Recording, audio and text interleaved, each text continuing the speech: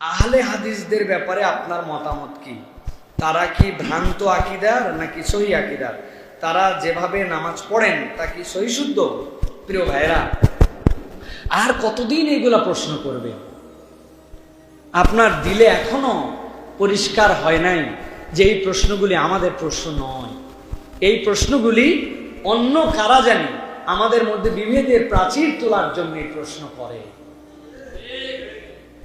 যারা আহলে হাদিস তাদের কালেমা কি ভাই? লা ইলাহা ইল্লাল্লাহ, আশহাদু আল্লা ইলাহা ইল্লাল্লাহ, তাই তো?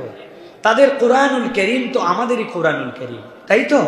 হ্যাঁ, তারা তো ফজর যখন আসর মাগরিবই পড়ে না, ফজর তো 2 রাকাতই পড়ে, জোহর 4 রাকাতই পড়ে, আসর 4 রাকাতই পড়ে, এর বাইরে কিছু আছে? তাদের সূরা ফাতিহা কি এই ফাতিহায়? হ্যাঁ, সূরা ইখলাস কি ইখলাসই? তাহলে আপনি কেমন করে এরকম সাংঘাতিক প্রশ্ন করেন যে এই মানুষ, তাদের নামাজ আর আমাদের নামাজ কি আলাদা? প্রিয় ভাইরা, না, এইখানে ফিকহি কিছু পার্থক্য আছে যেগুলো হাদিস দ্বারা সাবেত, হাদিস দ্বারা প্রমাণিত। নবীজির থেকে রফুল ইয়াদাইন যেরকম আছে, সাহাবায়ে কেরাম থেকে সুস্পষ্ট প্রমাণ আছে নবীজি তার শেষ জীবনে রফুল ইয়াদাইন করেন নাই। নবীজি সাল্লাল্লাহু আলাইহি ওয়াসাল্লাম থেকে প্রমাণ আছে নবীজি সাল্লাল্লাহু আলাইহি ওয়াসাল্লামের সাহাবী নবী করিম আমিন বলেছেন। আব্দুল্লাহ ইবনে মাসউদ সহ অসংখ্য সাহাবী আছে, আব্দুল্লাহ ইবনে ওমর সহ, যারা আমিন জোরে বলেন নাই।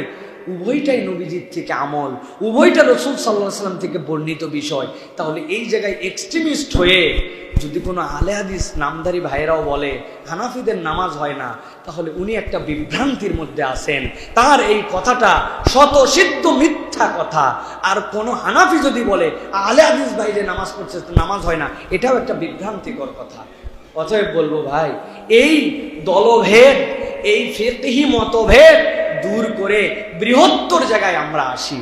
আমাদের অনেক ভাইরা আছেন যারা সালাফি, আমাদের অনেক ভাইরা আছেন যারা হানাফি। দুই দলের মধ্যেই এক্সট্রিমিস্ট কিছু মানুষ আছেন, সবাই না। এই এক্সট্রিমিস্ট মানুষগুলো আমাদের জন্য বিপদের কারণ। আর বিভেদ করেন না।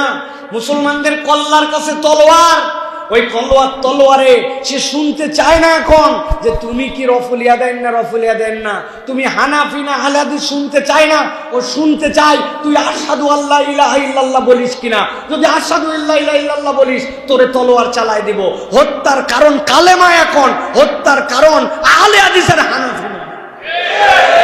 এজন্য আমরা বলবো এই সকল প্রশ্নও করবেন না, এগুলো বিভ্রান্তিও ছড়াবেন না। আহলে সুন্নাত ওয়াল জামাতের মানদণ্ডে যারা বেসিক আমাদের দ্বীনের রুকুন আর কানের ব্যাপারে আমরা একমত, এগুলো সবগুলা হক জামাত, হক দল। আমরা নিজেদের মধ্যে ফিকহি ইখতিলাফ থাকবে, এটা ইসলামের সৌন্দর্য। এটা নিয়ে আপনি কেন বাড়াবাড়ি করেন? আপনি খালি বলতেছেন আমারটাই ঠিক, আমারটাই ঠিক বলার দ্বারা অনেক সময় সুন্নতকে অস্বীকার করা হয়। আপনি বুঝেন নাই। নবী করিম সাল্লাল্লাহু আলাইহি ওয়াসাল্লাম থেকে প্রমাণিত আছে নবী করিম সাল্লাল্লাহু আলাইহি ওয়াসাল্লাম রফুল ইয়াদাইন করেছেন। এটা দিয়ে সবচেয়ে বেশি তো উদাহরণ দিচ্ছি। নবী করিম সাল্লাল্লাহু আলাইহি ওয়াসাল্লামের সাহাবায়ে কেরাম দ্বারা প্রমাণিত আছে মারফু হাদিস, নবী করিম সাল্লাল্লাহু আলাইহি ওয়াসাল্লাম রফুল ইয়াদাইন ছাড়াও নামাজ পড়ছেন। আপনি বলতেছেন যে রফুল ইয়াদাইন যে করবে তার নামাজই হবে না। তার মানে নবীজি সাল্লাল্লাহু আলাইহি ওয়াসাল্লাম করছেন, আপনি ওইটাকে অস্বীকার করলেন, আপনারটা স্বীকার করে ওইটা অস্বীকার করলেন। তাহলে প্রকারান্তরে এইটা সুন্নাতকে অস্বীকার করা হলো না? বুঝাতে পারি নাই? আপনি বলতেছেন রফুল ইয়াদাইন না করলে নামাজই হবে না। নবীজি রফুল ইয়াদাইন ছাড়াও নামাজ পড়ছেন, হাদিস দ্বারা প্রমাণিত। আপনারটা বলতে যে আপনি ওইটাকে অস্বীকার করলেন। আপনি সুন্নত জিন্দাকারী নয়, আপনি সুন্নতকে অস্বীকারী, ঠিক কি না? বুঝেন না কেন?